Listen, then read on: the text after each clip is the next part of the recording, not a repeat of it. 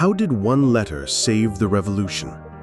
Why did one snowy night in 1776 change the course of history? And what's wrong with the most famous painting of George Washington? Sit back, because all this and other historical secrets can be told by one little coin that I'm holding in my hands right now. Good afternoon, friends. I'm glad to welcome you to the channel Stories on Coins. Today, we will reveal what history it preserves and why it still causes controversy. And we will start with the night when everything hung by a thread. But first, let's take a look at what exactly is engraved on this seemingly ordinary coin. Before us is a U.S. commemorative coin, a $25, 25 cents. It's not just a piece of metal. It's a window into one of the most dramatic moments in American history. On the obverse of the coin, as expected, is a profile of George Washington. Around him, in a semicircle, are inscribed the words, United States of America, Liberty, In God We Trust, and of course, $quarter. And under the inscription, In God We Trust, hides a small but important letter D. It means that the coin was minted at the Denver Mint. But the most interesting part awaits us on the reverse side of the coin. Here, an entire panorama unfolds. We see an image of George Washington and his troops crossing the Delaware River. The inscription, New Jersey, 1787, is next to the proud phrase, Crossroads of the Revolution. And at the very bottom is the release year, 1999. And of course, the legendary motto, E pluribus unum, out of many, one. This coin, dedicated to New Jersey, encapsulates the image of one of the most iconic events of the American Revolution, George Washington's crossing of the Delaware River and the subsequent Battle of Trenton. These events, which occurred during an extremely difficult period for the Continental Army, marked a true turning point in the War of Independence. Imagine December 1776. The morale of the Continental Army had plummeted to an all-time low. After a series of defeats in New York, troops under General George Washington were forced to retreat through New Jersey into Pennsylvania. The army was dwindling due to desertion, disease, and expiring enlistments. Many soldiers were preparing to leave by the end of the year. Food was scarce, warm clothing even scarcer. The situation was desperate. Washington understood they needed a victory, any victory, to revive some hope and attract new volunteers. Meanwhile, in Trenton, New Jersey, a garrison of Hessian mercenaries, German soldiers serving the British Crown, numbering about 1,500 men, was comfortably situated. Christmas, holidays, they felt secure. Then Washington devises his bold, almost insane plan, a surprise attack on the Hessian garrison. He decides to cross the icy Delaware River on Christmas night, December 25, 1776. The goal was simple, yet ambitious: to catch the enemy off guard, seize supplies, and most importantly, boost American morale. Initially, the plan was more complex, envisioning a three-pronged attack, but the weather intervened. A severe storm and an ice-bound Delaware River, two of the three columns simply could not cross and were forced to retreat. Only the main army, about 2,400 soldiers with 18 cannons under Washington's direct command, undertook this incredibly difficult crossing 9 miles north of Trenton. The Crossing of the Delaware, the night of December 25th to 26th, 1776. It began around 6 p.m. on December 25th. Artillery and horses were transported on large ferries, while soldiers used flat-bottom boats called Durham boats. The weather deteriorated sharply. Freezing rain began, followed by a blizzard and blinding snowfall. The river was choked with ice, and the operation proceeded with almost infinite difficulty. Despite the Army being several hours behind schedule, Washington insisted on pressing forward. And then, the morning of December 26, 1776, around 8 a.m., Washington's troops arrived on the outskirts of Trenton. They split into two columns. One, under the command of Major General John Sullivan, approached from the west, while the other, under Major General Nathaniel Greene, attacked from the north. The American attack was completely unexpected for the Hessian garrison. Continental Army artillery, under Colonel Henry Knox, shelled the streets, while the infantry engaged in close combat with the disoriented Hessians. The Hessians' troops, led by Colonel Johann Rall, who, unfortunately for them, was mortally wounded in the battle, were caught off guard. Many were just waking up and trying to organize a defense. The battle lasted only about 2 hours.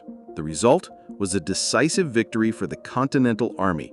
About 900 Hessian officers and soldiers were captured, 22 were killed, and 83 were wounded. American losses? Insignificant. Only 2 men died from hypothermia and 5 were wounded. After this resounding victory at Trenton, Washington and his troops recrossed the Delaware, returning to Pennsylvania with captured Hessians and supplies. But that was just the beginning. Just a few days later, on January 2, 1777, Washington crossed the river again and on January 3rd achieved another important victory at the Battle of Princeton. These 10 crucial days, from December 25th to January 3rd, 1776, completely changed the course of the American Revolution. The victories at Trenton and Princeton not only restored the severely damaged morale of the Continental Army and the entire American people, but also inspired thousands of soldiers to remain in service or enlist. They vividly demonstrated that Americans were capable of defeating British regular troops in the field, which gave new impetus to the cause of freedom and rekindled faith in the possibility of ultimate victory. Therefore, the image on the New Jersey coin is not just a picture. It is a symbol of a critically important moment in American history when Washington's bold and decisive action literally saved the Revolution from collapse.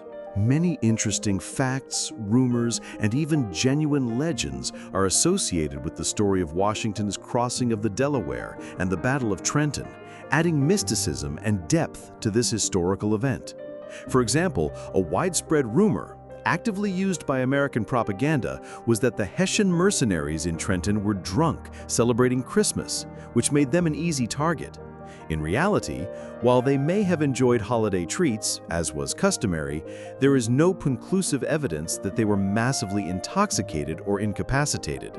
Hessians were professional soldiers.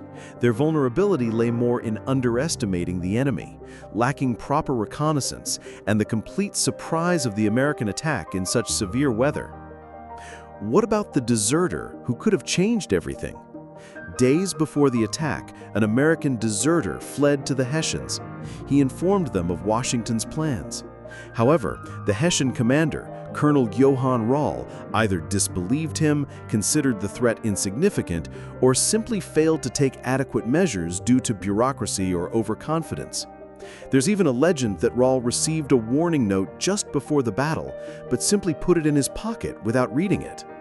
This just shows how a single decision or inaction could have altered the course of history. Many historians agree the victory at Trenton and the subsequent victory at Princeton literally saved the American Revolution from complete collapse. Morale was at rock bottom, the army was disintegrating, and soldiers' enlistments were expiring. If Washington had lost or not undertaken this attack, it's quite possible that the rebellion would have been suppressed and the U.S. might not have gained independence. This event takes on the aura of an almost miraculous salvation. To maintain secrecy, Washington employed various stratagems. For instance, boats were gathered beforehand and carefully hidden, and troops marched to the crossing point as covertly as possible. There were rumors that local fishermen who knew the river were specially recruited and weren't even fully aware of the scale of the operation until they arrived at the site. A crucial role in the crossing was played by the Marines from Marblehead, Massachusetts, under the command of Colonel John Glover. These experienced sailors and fishermen were true experts at handling boats in the most challenging conditions. Their skills were simply indispensable for transporting thousands of soldiers, horses, and artillery across the icy river in a blizzard. They were nicknamed Marblehead Hardcases for their rugged appearance and incredible skills, and their contribution is unfortunately often underestimated. And what about the secret weapon, Abraham Doughty? A lesser-known but very interesting fact, one of the guides who helped Washington navigate New Jersey that night was a local farmer and blacksmith named Abraham Doughty. He knew the surroundings perfectly. His knowledge of the roads and terrain in the pitch darkness and blizzard was simply invaluable. This highlights how often local residents and their unique knowledge played a decisive role in military campaigns. And, of course, the famous painting, Washington Crossing the Delaware. While it is a masterpiece, it has also created many legends about what it actually looked like. For example, the idealized depiction of Washington heroically standing in the boat became a powerful symbol, but it does not reflect the real danger and chaos of the crossing in stormy weather. Hence the myth of superhuman courage in an unrealistic pose. All these details, these brushstrokes, these legends add layers to an already captivating story, transforming it from a simple description of a battle into a true epic saga of survival, determination, and of course, turning points. The Battle of Trenton and Washington's crossing of the Delaware inspired one of the most famous and recognizable paintings in American art. Washington Crossing the Delaware, 1851, by Emanuel Leutz. This painting became a true icon, a symbol of the courage and determination of the American people, even though it contains a number of historical inaccuracies. Let's talk about it in more detail. Emanuel Leutz, 1816 to 1868, was a German-American historical painter. Although he was born in Germany, he spent most of his youth in the United States and then returned to Europe to study painting. He was known for his large-scale historical canvases, which often glorified democratic and revolutionary ideals. Leutz painted Washington Crossing the Delaware in 1851 while in Dusseldorf, Germany. He was not a direct witness to the events, but he was inspired by the spirit of the American Revolution and its ideals of freedom, which resonated with the revolutionary sentiments in Europe in 1848. Leutz sought to create a work that would inspire Americans and remind them of the heroism of the nation's founders. There are two versions of this painting. The first, painted in 1850, was damaged by fire in his studio, but was later acquired and restored. It is now located at the Kunsthalle Bremen Art Gallery in Germany. The second, most famous version, 1851, which is most often associated with this title, is in the Metropolitan Museum of Art in New York. This version is considered the masterpiece. Leutz's painting is a monumental canvas, approximately 3.76 by 6.47 meters. It depicts George Washington standing at the front of the boat, looking forward resolutely. He is surrounded by soldiers of various ages and social strata, symbolizing the unity of the nation. The boat sails on an icy river, and faint lights are visible on the horizon, possibly Trenton. Despite its iconic status, the painting is also known for its historical inaccuracies. Washington's posture, the most obvious inaccuracy. Washington is standing in the boat, which would have been extremely dangerous and ill-advised in such conditions. In reality, he most likely would have been sitting or holding on to the gunwale for stability, especially given the ice and current. Boats. Leutz depicted smaller boats than actually used. The real Durham boats were large, flat-bottomed freight vessels designed to carry heavy loads, such as artillery and horses, and could hold up to 15 tons. Ice. The quantity and nature of the ice in the painting do not entirely correspond to eyewitness accounts. While there was ice, there wasn't as much as shown, and it was more floating chunks than massive blocks. Flag. The painting depicts the U.S. flag with stars and stripes, the Star-Spangled Banner, which was adopted in 1777, a year after the crossing. Other flags, such as the Grand Union flag, were used during the crossing. Time of day. The painting depicts the crossing at dawn, which makes it more dramatic. However, the crossing began on the evening of December 25th and continued throughout the night, with troops landing at dawn on the 26th. Equipment and uniform. The soldiers' attire appears too clean and does not reflect the realities of a winter campaign and the hardships faced by the soldiers. Despite these inaccuracies, Washington Crossing the Delaware remains one of the most influential works of American art. It symbolizes American determination. The painting conveys the spirit of resilience, courage, and leadership at a critical moment. It inspires patriotism. For generations, it has served as a powerful visual reminder of the ideals upon which America was founded.